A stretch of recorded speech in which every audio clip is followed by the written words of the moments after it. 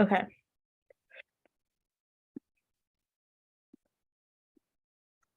I believe we are live now. Okay. So I'll wait just a moment so that people can hopefully see this one and get over to this tab.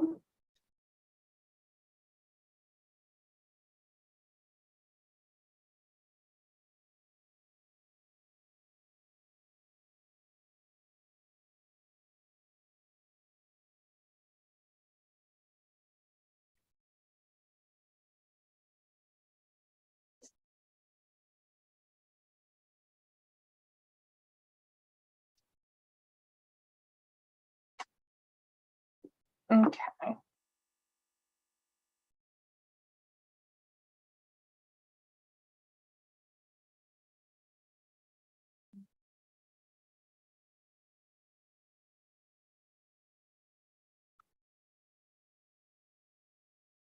Okay, I think I'm going to go ahead and get started so that we have time to go through everything. So hopefully people will start to pop into the session and we'll find this live.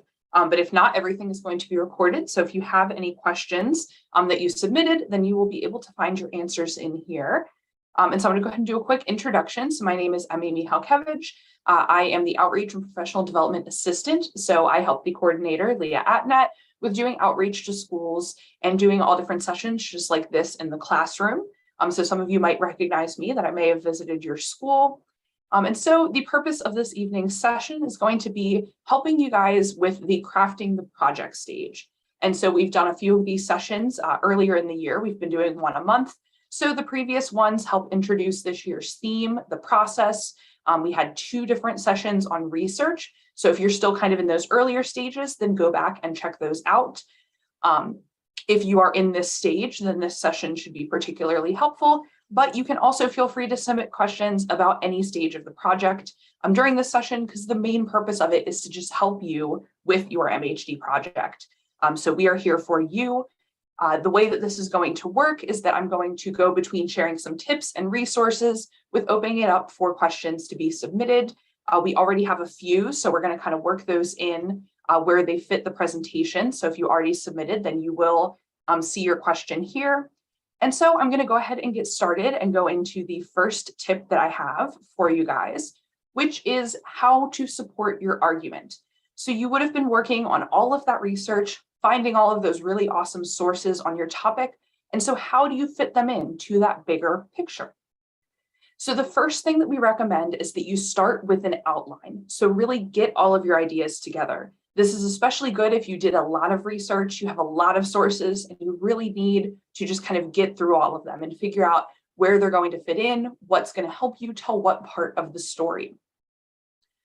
We also recommend reading over the work that you're doing. And the biggest tip is to make sure that your work doesn't sound like an encyclopedia entry. Because if it does, then that means you're probably not making too strong an argument. If you're just explaining your topic and just kind of telling that story and summarizing, then there's not going to be too much of an argument being made. You really want to make sure that your voice and your interpretation is coming through with those sources and that evidence. We also recommend, this is especially good if you're a little bit kind of more wordy, you hit those word limits often in your writing, is cut out any fun facts or kind of tangents that you go off on that might distract from that main argument. Because a lot of times, especially if you really like your topic, you're really passionate about it, you really dive into that research, you're probably going to find a lot, but not all of it is necessarily going to be really good for your argument. So there might be a few things that even though they're kind of fun and interesting, they might not help with your argument and you might want to take them out. We also recommend making sure your voice comes through. So you don't want to rely too much on those secondary sources, on other historians and academics' interpretations of your topic. You really want to be telling your story and your ideas and argument. And this is also actually one of the things that is on the NHD rubric, is about the student voice. Does your opinion and your voice come through in your project? Also, primary sources. So if you didn't already see them, but you go check out our research sessions, we have a ton of awesome resources to help you find those first person that from the time period, primary source research that really helps support that argument. And so one tip that we always give is for your writing is to quote those primary sources, really rely on them as that strong evidence, and then use the secondary sources to just kind of supplement, to help you get that bigger picture, kind of piece things together. But the primary sources are really that main evidence. Those are the strong sources to support your argument. And so we did have one question come through that fits this before I go on to the next slide, which was about using outdated sources. And so I'm hopefully going to be kind of interpreting your question correctly. And so what we would recommend is, I'm taking it is that you potentially have sources that maybe the interpretation or kind of the way that the argument works in those sources has kind of maybe been disproven or improved upon in recent years, and that it maybe is still, you know, the correct history, the correct info, but that kind of understanding of the topics may be shifted. So that's what I'm hopefully getting correctly for your question. And so for that, I would recommend is just really think to yourself, does it support your argument? Because a lot of times that might help your argument, because it can kind of show those impacts, that legacy of the topic and how it's changed over time. So if that kind of is part of what you're arguing and it helps you show that importance of the topic, that it sort of has been discussed and learned about and is still relevant today, then it could be really good to do to kind of contribute to that whole story. But if it is just really, really outdated, it's not correct at all, and it doesn't really fit in super well with your other sources, then I would maybe leave that source out. And so I have another little tip here to kind of dive a little bit deeper on that argument portion, which is your line of reasoning. And so I just have some definitions here to kind of break down how your argument works. But I assume if you guys are getting into your argument, you probably have started working on your thesis statement. I know we've gone to quite a few schools and talked about that. So you're probably familiar with your thesis or kind of that claim and argument that you're making. So that is the first part. You have your argument about your topic. And then to link into the past few sessions we've done, you have your evidence. So that is all of the research that you're doing. The primary and secondary sources are evidence to prove your claim. And so the one really, really big key piece that we want to stress is the reasoning. You really need to make sure it's clear how that evidence supports that claim. And this kind of connects back to that encyclopedia entry point, is you want to make sure that you're not just explaining what your evidence is, but you actually make it clear how it supports the topic so that the reader understands why that piece of evidence matters. So you might give context on who wrote it or who created it so that they know why it's important evidence. You might need to kind of paraphrase to make it clear how data supports your topic. One example I use has to do with the growth of the National Park Service. And so somebody could read a quote that the National Park Service doubled, the amount of national parks doubled in 30 years. And that might not seem like a big deal to them. They might not get the same point from that data as you. But if you add it to the national monuments and talk about all the properties that the Park Service was managing, they actually tripled in that time. And so that is one of those things where you really want to make sure that your understanding of that data is clear to the reader so that they understand your reason and they get that same point as you from the information. So that is just one more tip for that argument. And then we have got one more tip for this kind of first portion is how to organize this argument. So a really important part to make a clear, strong argument is that it's organized really well so that people can understand your project. And so this picture that we have here, some of you may have seen it because we do have it in our teacher resources. But this is a really, really great example for how to break down an exhibit board. And so we actually did have a few questions about capturing attention and making exhibits exciting. So this could maybe be one resource that would help you with that. And so you just want to make sure that you break down everything and that the order of your information makes sense. And so this can still apply for any project that you do, but rather than having it in kind of that 3-panel format, it might be sort of the order or flow of your project. So everybody is going to want to start with an introduction. The reader needs to know what they're going to be reading, or possibly if you're doing a documentary, the viewer will need to understand what they're going to be watching. So you want to have your thesis, so make that point and argument right at the beginning of your project, as well as some context. So you really want people to understand what was happening, have that kind of build up to your main topic. And then that is the bulk of your project, is that body or main event. And that's where all of those primary sources are going to be, all of that really strong evidence. And then after you make the events of your topic clear, then you can move into that conclusion. So talk about the short-term impacts. What was happening right after the event? This picture is also great because we have a lot of really good prompts on it that can help you with what information needs to be in those sections. And then you finally have that significance, really wrapping up with why this topic matters in history, which is that kind of really big overarching point in a History Day project, is why this topic matters. Why is it significant? And so that is going to most often be long-term impacts. What was that kind of legacy or impact on history in the long term for your topic or person or subject of your project? And so now I'm going to pause to see if we have any new questions.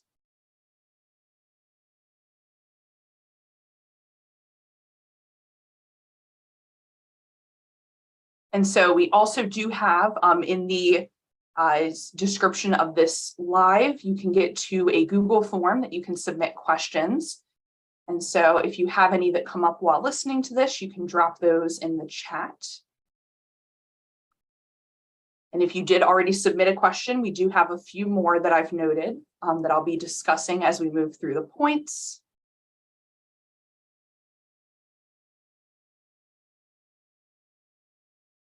Okay, so we have one question from Matei and Maya about how to make exhibits visually interesting. And so that one is really great to think about with sort of your argument and your sources. It's just thinking about what sources are kind of the most interesting. So that would be where I'd start, is go through all of your sources and pull the ones that you think really are kind of those big, like sort of kind of, I can't think of a word for it, but sort of those really big, exciting ones that sort of make the point, they kind of jump out at you, that are really interesting, would be to pull those first and really make sure you highlight those sources. So if you have one that kind of just answered all your questions, really helped make that point for you, then I would make sure you highlight those sources because you can put as many quotes as you want on your exhibit board. So really using those different quotes and different resources to highlight that information outside of kind of your student written words that you're putting on it can be a really great way to just incorporate a lot more on that board. I'd also recommend looking at different exhibits that people have done. So look back at sample student work to get some inspiration about ways to lay out your exhibit. One really creative way that I've seen that is kind of often gets a lot of good feedback is sort of working a timeline into the exhibit. So usually there will be kind of some common point that weaves through the exhibit board, and then they sort of have the story flow along that. So if there's maybe kind of a creative way that you could sort of artistically incorporate that, that can be a really great way to sort of get a little more visual interest to your information. And then that actually opens up to some great info on the NHD website that I wanted to highlight, which is the categories page. So some of you may have already seen this if your teacher shared NHD with you, but this is a really, really great resource to just get a lot of different tips about how to create a good NHD project. And so there's an entire section about creating an exhibit board. There's even a video that is Ask an Expert to help you. And so you can listen to all different awesome tips there. I'd also recommend checking out the checklists and the guidelines because that'll make sure that everything that you do will fit in with how the project needs to work. And they also have some student examples. So this is a great way to get some inspiration and see what other students in the past have done. So I really recommend that to get some more ideas for your exhibit. And so, okay, so we also have some questions about organizing essays. And so that one is definitely can be a little bit challenging because you're going to have a lot of info since your project is just words. And so that one, again, I'd really recommend using this project organization form. And so this, if you want to like take a picture or screenshot the live, it'll also be recorded. So you can always go back to this to look at the slide again. But I'd really recommend using this to kind of organize or outline your info. And so it's from Christopher and Amia. So thank you for that question. So I definitely recommend this flow. And so this is really great because it has questions to help you figure out what needs to go where. So thinking about for your background, what information does someone need to know to understand that topic? So things like what year is this occurring? Who is involved? So if it's maybe a war or a conflict, what are the different groups? Really make all of that information clear. What are some of the outside circumstances? So what was sort of that influence for your topic? Thinking about all of the different people. So kind of maybe break them down, sort of give a play-by-play of who's involved and what their role is, and get a little bit more specific. And then for the main event, if you have kind of a lot of information there, I would recommend probably do it chronologically. So put it in order of time, start with those first events, and then just move through your topic until you get to kind of that conclusion of the main event. And then talk about that legacy. So all of those impacts, what kind of immediately happened after? What were the big things that happened? And then those long-term impacts. So how was it significant? What impacts do we maybe see today of the event that you do your project on? So those are some tips there. And then we also have a question from Anaya about how to make a paper creative and sort of think outside the box. And so that one, I'm also going to touch a little bit on the project categories page.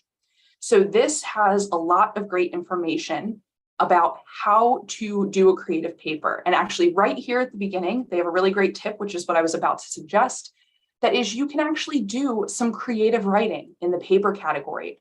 So you just have to meet the rules for the category, be grammatically correct, well written, but you can get a little creative. You can have sort of fictional diaries or do poems, more creative writing. You can sort of add kind of a narrative to it. So rather than just telling that story and sort of going through the facts, you can kind of create a running narrative or story that'll flow throughout it. Kind of add in a more creative way to connect all of that info. So you don't have to just write it like a normal history essay where it's just all of that data and it can get a little bit boring. It's not always the most fun to read.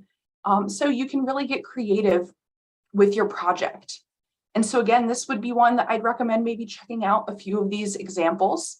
If you go onto our website as well, we have some example projects that you can find too. And so if you just go under Maryland History Day, we have a bunch of different resources on our page. So we totally recommend checking this out for any help with your project. We have a whole awesome section for students with some of the resources that I'm mentioning, as well as many, many more that can help with all these different parts of the project. The sources and citing kind of fits in with what we're going to be talking about today. We also have tons of other videos. So like I mentioned, this is being recorded. The previous sessions have been recorded, as well as a ton of other videos that we've done that have a ton of great resources for how to make a good project. And you can also find project examples. So we have some if you go through our website, or you can look back at a bunch of previous ones on NHD. So that is really, really great to get some information about how to make your project the most creative and fun. And then, so we have another question that actually will perfectly flow us into our next tip. So I'm going to go ahead and move into that. It's going to be about citing your sources.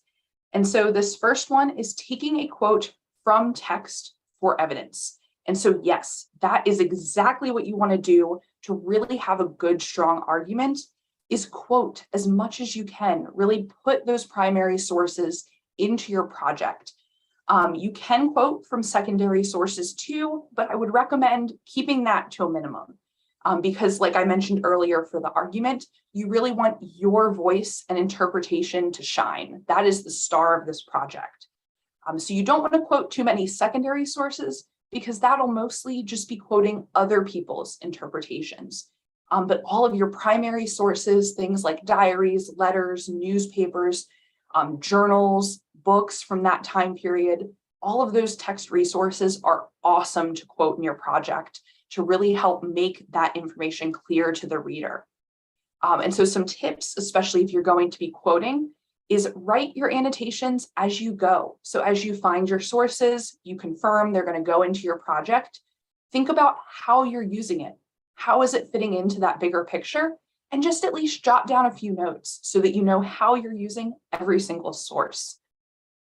Your annotations are going to show that you understand that source and how it fits into that bigger picture so that it makes it clear that you really put effort into your research when your project is being reviewed. And also, even if your teacher isn't asking for new sources, we really recommend that you keep researching. Another thing that I always like to stress for students for your thesis is when you submit a thesis to your teacher, that is not the final draft. You can always change your argument and your interpretation. You might, like a week before the submission date, find a really awesome source that you just need to put in your project. And you can do that. That is the really fun part with a research project, is that you can just always be working on it. There's so many different things that you can do. It's sort of always evolving. So don't feel limited by just the sources you've already found or the argument that you have now. You can always change it. You can keep working on that. Also thinking about variety. So that is another really big part that is actually part of the rubric for National History Day, is having wide research, that you put a lot of effort into finding good sources and that you didn't just kind of limit into one site or one type of source, that you really tried to find as much as possible. And so that variety can be things like music, art, paintings, photographs, videos, audio clips. There's tons of different awesome resources. For those more personal ones, you might find diaries, letters, journals, maybe transcripts of phone calls or something like that if there's government records. If you're looking at more modern impacts, you might find email messages or telegraph messages from the past. So there's just so many different types of sources. And if you need to kind of add a bit of variety, then definitely check out those research videos to get a ton of places to find resources. You also want to have variety in the point of view. So who is that source related to in that bigger picture? Because multiple perspectives is also a really big part of the project. So you don't want to just tell the story from one point of view or one perspective. You want to get that whole picture, the big picture of your topic. And then I have two great resources here for citations. And so one of them is on the NHD website. And so that is their annotated bibliography page. I'm going to open it up in just a moment. And then this other one here that I've got a nice short URL for you to get to it is the Purdue OWL. And so it's Purdue University has an online writing lab. That's where OWL comes from. That has a ton of different writing resources. They also just have some on general writing. So I recommend that if you're having issues with kind of that organization, putting your thoughts together, making an argument. They've got some great resources there as well. But the specific one that I want to highlight is their MLA guideline. They have all of the different formats. So if you're not doing MLA, they do have other formats.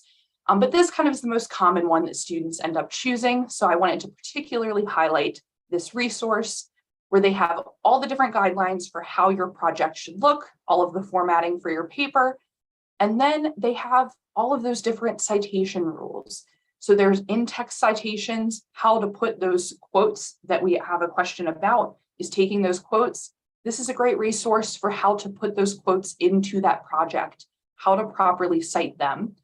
And they also have resources for how to do all of your different bibliographies, citations.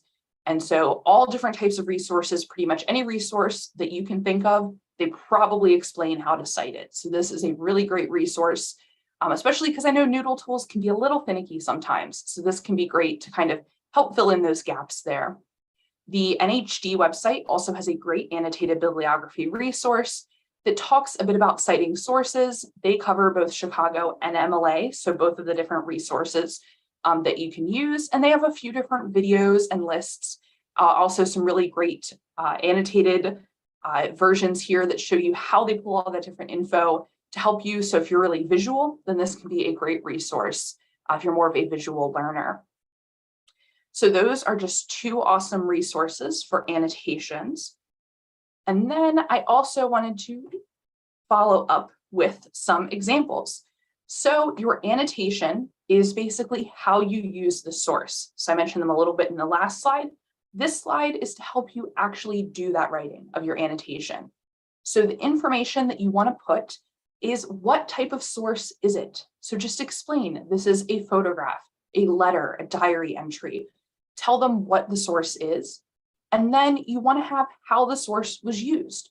So it maybe helped to talk about the background. It helped you learn more about a main event, maybe one of those certain perspectives. And then how did it help you understand the topic? So that kind of bigger picture connection. And so we also have two examples here. There's also tons of examples on those two resources I just shared, but we have one for primary sources and one for secondary. So your bibliography will have your citation. And so that is where I was mentioning that Purdue OWL site is a really great resource to make sure all of these citations are perfect shape for your project. And then you also have your annotation, which is going to answer those questions that we just went through. So you have that it's an autobiography of Frederick Douglass, helped understand the importance of reading and writing in his life, the role that communication played in his work as an abolitionist. And then it gave you particular details about how him reading a certain book helped shape his ideas and future. And then for secondary, we've got an article from the Library of Congress. So it's a website that explained how he escaped from slavery and traveled north, and that the primary source drawings on the website were used as visual aids for the project. So that might be how you would include your pictures in your annotations to show the different obstacles he faced. So these are just two examples of what your annotations might look like, but these are totally up to you and how you use your sources. And so now I'm going to take another little pause. So we have, is there a limit on the info that you can put? And so I'm assuming that's for the annotations in your bibliography. And there is not a limit on what kind of information that you're putting in there, but there is a limit to how long they are. And so for NHD, you want your annotations to be 2 to 3 sentences long. So you don't need to write whole separate paragraphs. Here I found this slide. So you don't want to write whole tiny little essays within your bibliography to talk about your annotations, because they're kind of going to do the speaking for you with how they're incorporated in your project. This is just to kind of give a quick summary of how you use those sources in your project. So you want to make sure it's really clear, put as much info as you need to make that point, but you don't want a whole little essay in there. Just a couple sentences is enough for your annotations. Let's see if there's any other questions, and then we'll move a bit more into kind of making your project. It's the last point that we're going to highlight.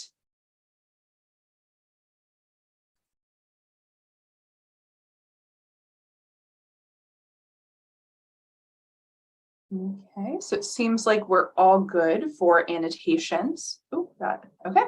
Yep, so we're all good for annotations. So now this definitely is kind of the fun part. So you are finally getting to that point that you can really think about what your project is going to look like and put all of this work you've been doing together. So we have a few tips for designing your project, and I'm also going to do a really great breakdown to help you figure out what format is going to be the best for you and your topic. But first, just think about that. So we're going to start with a quick review. So you've got exhibit, website, documentary, performance, or paper. Those are your different options. So think about what's going to best help you tell your story. I've got a really great breakdown on the following slide. You also want to make sure that you're being very kind of particular about collecting and organizing all the materials you're going to use, because you want to make sure you're really organized, that you know what sources you're going to use, you have all the information you need. So those annotations, those citations, If you're going to put pictures, you're going to need a little caption for it to share where you got that source from and what it is of. So you want to make sure you stay really organized with all of these sources. Also think about what your vision is for the final project and what steps do you need to take to achieve it. So think about what you want your project to look like. That can be a really great step to look through some of those examples. What features do you like? What features don't you like? Think about what you want to do and avoid, and then just make a list so that you know what steps you need to take to do that. And then to learn more about the categories, we have that whole page with all the different categories on the NHD website. So that is a really great place to start for thinking about what category you want to choose, or if you do already know that, looking more in depth at those guidelines and the rubric to make sure that you can check off all those boxes. And so we actually have got one more question that's about some annotations and sources, which is how do you know if a document or source is valid? So that is a really, really good question.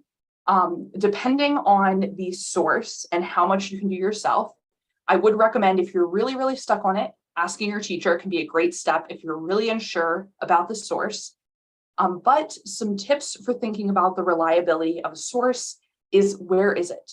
So this I know is very common with online research is what kind of website is it on? Something like the Library of Congress or National Archives that are a .gov, those are probably going to be reliable sources.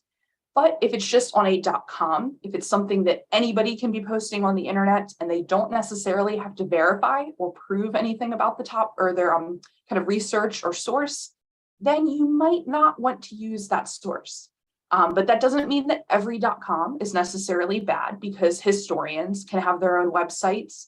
There can be different like historic trusts, museums that might have .com endings. So that doesn't mean they're all bad. But that is one really great first step, is just think about where the source is coming from. Does it seem like it's somewhere that is reliable and knows what they're talking about? And then also just what is in the source. Think about if there's maybe any bias. Does the source lean really, really kind of aggressively one way in your topic or the other way? Which again, doesn't mean that it's invalid, because there could have been bias in primary sources. Some people might be really for a law. Some people are going to be really against it. But that can be really important to think about when you're reviewing the source, is what kind of bias or opinion is in it, to keep that in mind for how you're going to incorporate it if you do put it in your project. So hopefully those few tips there helped you out. And then I'm going to show you this really awesome slide. So hopefully this will help you if you're kind of stuck on what format to do. This should hopefully help you figure out exactly which one you want to pick. So all of these descriptions are just really great summaries to help you understand what format is probably best for you. So one of the more creative formats that is definitely not for everybody is performance. But if you like acting, script writing, if you do plays at school, if you really like doing those out there creative projects, then try a performance. It can be really, really fun to put together. You do costumes, props, a set design, make that dialogue. It's also great because it lets you kind of fictionalize the topic a little bit, because you're not going to know what every single person in your topic said every time. So you get to kind of create that dialogue yourself a little bit, put your own spin on it. So that is a really awesome topic or project format, and it works for any topic. Because you are going to be putting everything together. So you don't need to have videos or pictures or audio clips. You're going to be the presentation. So it has a lot of flexibility for any different topic in history. Paper is really great if you like writing. So if you have maybe a lot of newspaper articles, texts, different documents like that, where you can do a lot of quoting, you really like reading and writing, that can be a great format for you to do. Because it also gives you the most words for your project. So like I mentioned a little earlier, if you find yourself hitting those word counts, you're not really good at being concise, then I definitely would recommend a paper, because that'll give you the most space to get your point across. An exhibit is really good if you kind of want to hit all those different areas in one project. If you want something a bit more visual, you want to be creative, but maybe not so far as doing a documentary or performance, but you want to have a little art in there. You want to get creative with your color scheme, the design, incorporating pictures of things, have quotes, documents. it's really great to just kind of highlight all of those awesome pieces of your project onto a really great visual display. So this is one that kind of wraps a lot of those different details into one format. So that one's really great if you want to hit a few different areas with your project. A website is really fun if you're a bit more digital leaning, you like doing tech projects. Documentary, same thing, because you're going to need to use digital resources to put those together. So one great thing is if you're a bit of a beginner to website design, everybody does their website on NHD Web Central. So you don't have to go finding a place to do your website. You don't have to go making any accounts on a bunch of different websites, free trials. You don't have to pay for anything. You make your one account on NHD, and then you can just use their design platform. And so it can be a little finicky, but it's not too hard to get the hang of. And has just a lot of drag and drop. You can edit your menu, insert pictures. You can even put video clips in there or audio. You can insert documents, all different resources to really tell that story creatively, but digitally as well. And then finally, a documentary. So this one is also really great if you're a bit more creative, like a performance, because you're probably gonna have narration to your documentary. You're gonna tell that story. So this is great if you still wanna kind of have that little bit of creativity or performance element, but you don't wanna go quite as far as a performance. Because this one's great because you'll create that narration, you'll tell the story, but you'll be relying on other visuals, maybe video clips from your topic, having audio clips of other people speaking, maybe quotes from speeches, having different images and things like that to communicate your topic. So that one, again, is really creative, but is also sort of like a moving exhibit is what I would say for it. And so hopefully those kind of breakdowns helped a little bit. Another really big thing to think about is not just your interests and how they affect the format, but how do your sources and your topic affect the format? So like I mentioned earlier, a performance that'll work for almost any topic because you are not going to actually be putting your pictures or your quotes directly into a paper or exhibit, for example. You're going to be acting it out. So you don't have to rely on having pictures of things. You can sort of do your interpretation of what they looked like and use that for creating your set or props or costumes. But if you do have a lot of images, then a website or documentary can be really great to show those all off. If your topic is really, really modern and you have newsreels, videos, interviews, audio, a documentary would probably be your best bet because you'll have 10 full minutes to show off all of those amazing resources. If your topic is a bit older and you don't have a ton of pictures, then a paper might be great. If you're using a lot of text documents and you can quote sources or describe them, but you're not going to have too many to actually show to the viewer of your project. So those are just hopefully some tips that'll help you with picking your project format. The category page on NHD is really, really great to, again, get that review of what info you need, how the project format works, and figuring out which one is right for you. And so now I'm going to take a break for a few more questions, see if anybody has any more questions about their project.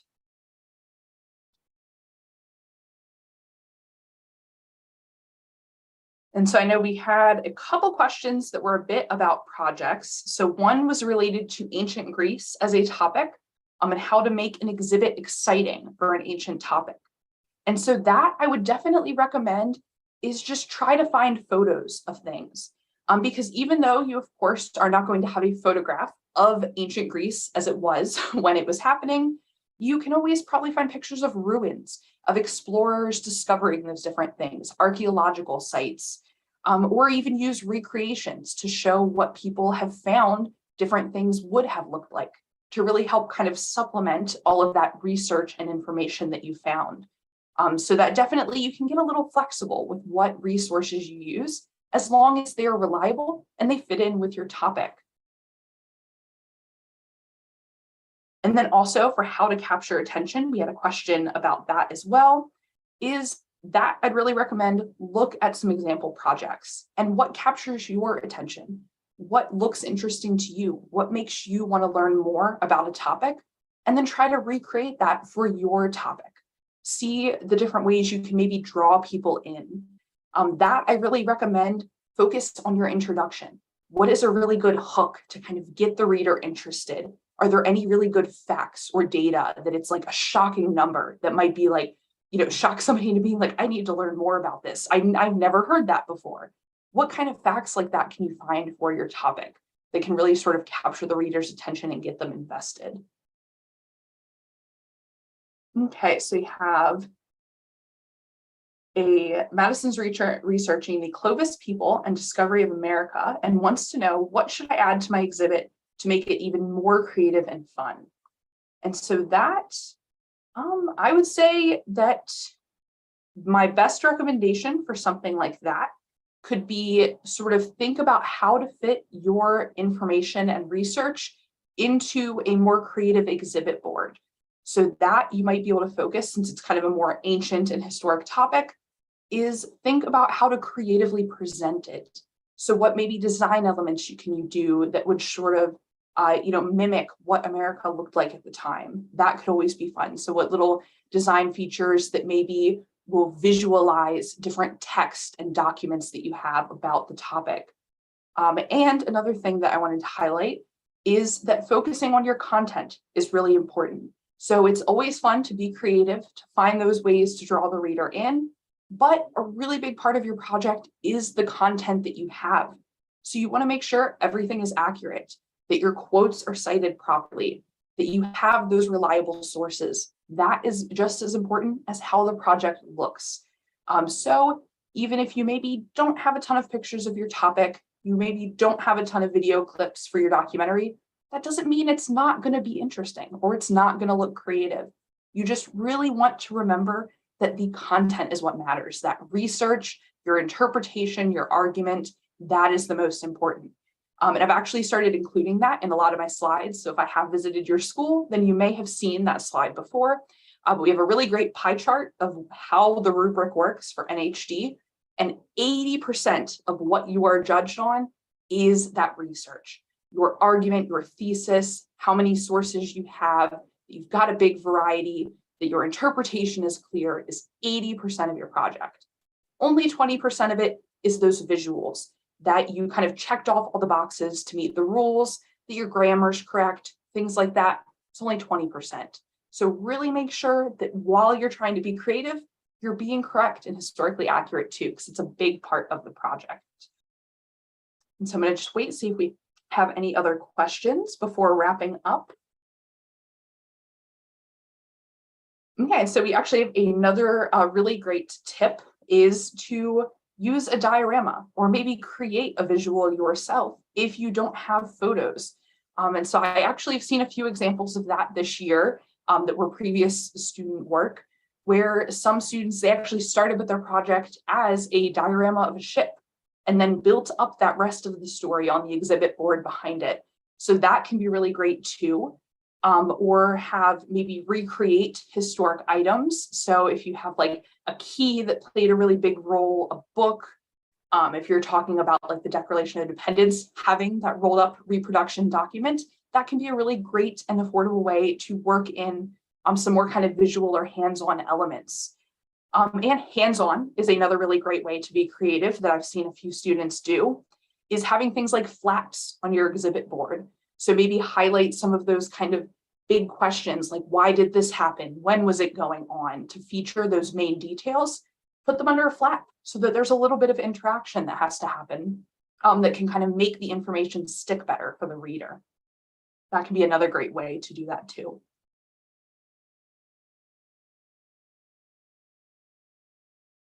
Okay, so we have a question from Jari is, are there a certain amount of pages required? And so yes, there are certain requirements for all of the different formats for NHD. And that is again why this website here is really, really useful.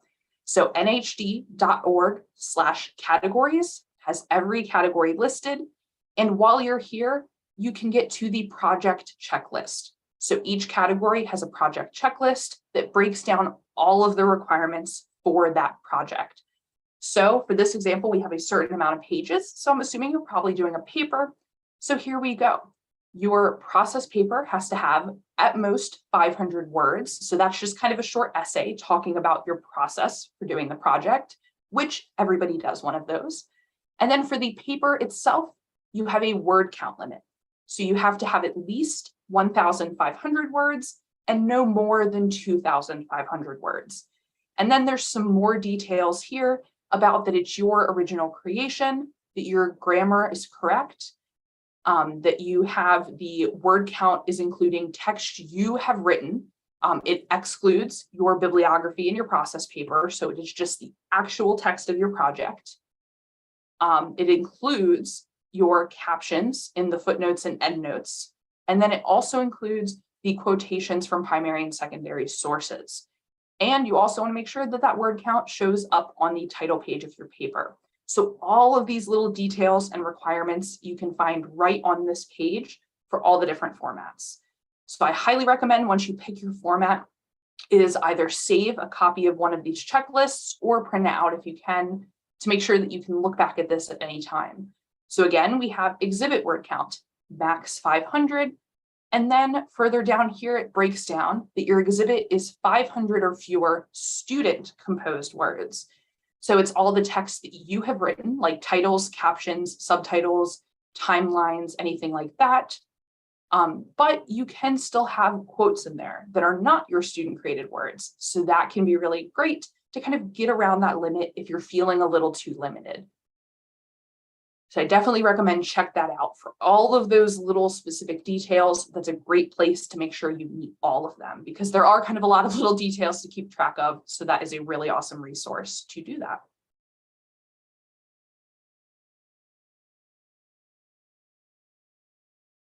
Okay, so it seems like we don't have too many questions coming in. Oh, we got one more.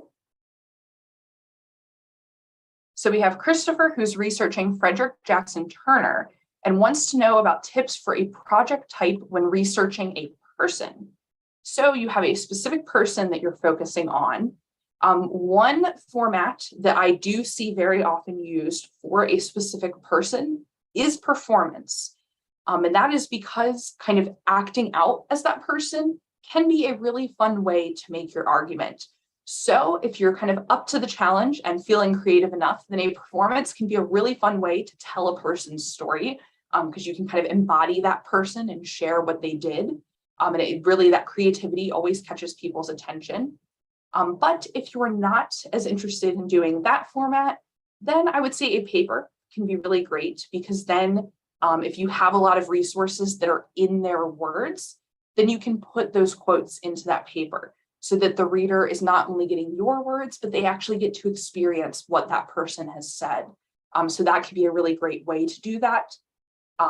Again, kind of relates to the what sources you have about the person. If you have maybe photographs, pictures of documents, artifacts, or different physical objects, then an exhibit or a website could be great to show off those objects, to have pictures of things that they owned, things that they used. And you can still incorporate those quotes, that sort of firsthand point of view of that person telling their own story. So it really just depends on what sources you have about that person to figure out what format will best tell their story.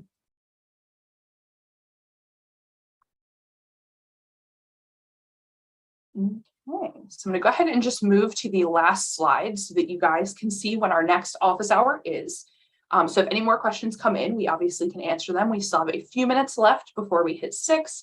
But I wanted to go ahead and say thank you for watching to everybody who has been following us. Good luck with all of your projects, and hopefully we were able to help you out with some of your questions and your concerns. And our emails are also here, so you can always feel free to reach out to us for any more help, or if you need to clarify anything, then the emails are right there. So mine's Amelia M at mdhumanities.org. Our coordinator, Leah, her email is there as well. And if you have any more questions or this was helpful, then come to the next office hour. And so that is going to be Thursday, January 19th at 5 p.m. So definitely check that out if you need any more help as you're working on your project. And I believe we are doing finishing touches for that one. So it'll be really about kind of wrapping up that project. Okay.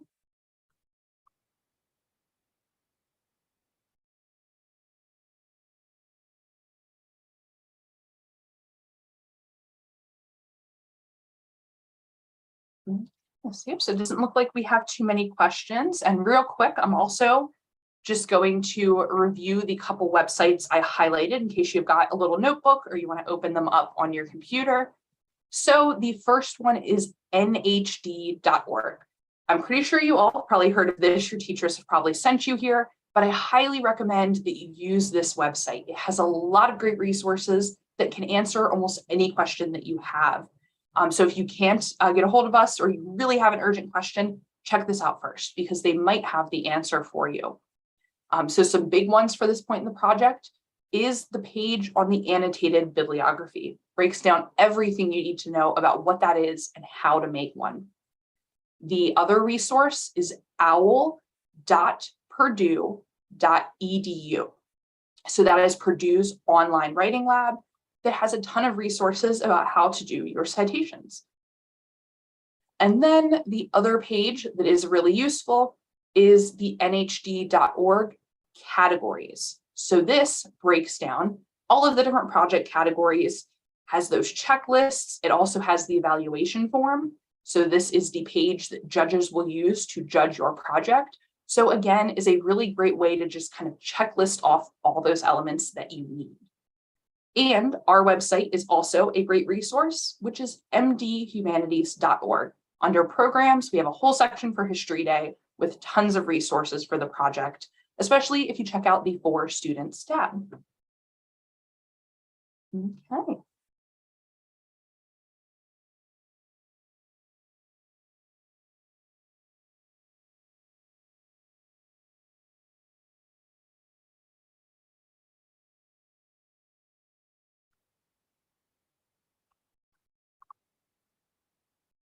Okay, and that seems to be all the questions that we have this evening. And so I just wanted to say thank you again, and thank you again for attending. We hope to see you at the next session. Again, feel free to reach out if you have any questions later. And thank you for listening. So that is what we have for this evening.